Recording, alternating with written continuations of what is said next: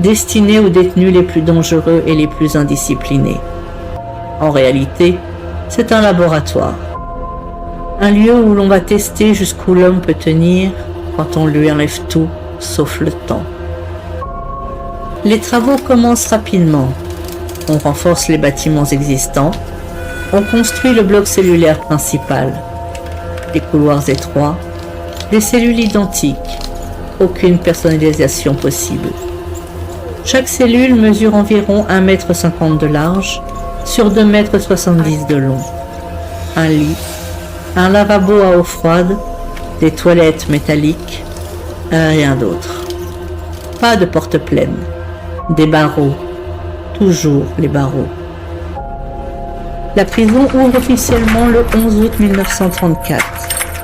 Les premiers détenus arrivent menottés, silencieux, escortés comme des marchandises dangereuses. Dès leur arrivée, on leur explique une chose essentielle.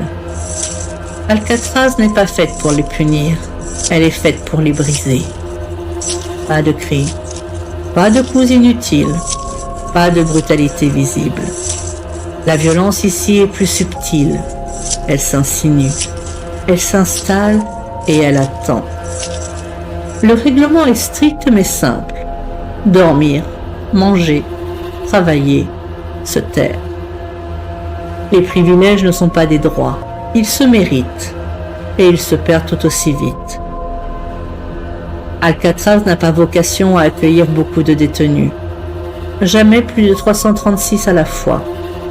Mais chacun est choisi pour une raison précise.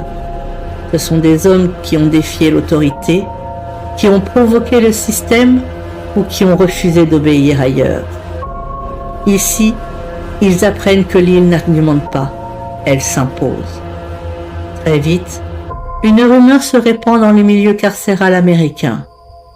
Alcatraz n'est pas violente, mais elle est désespérante.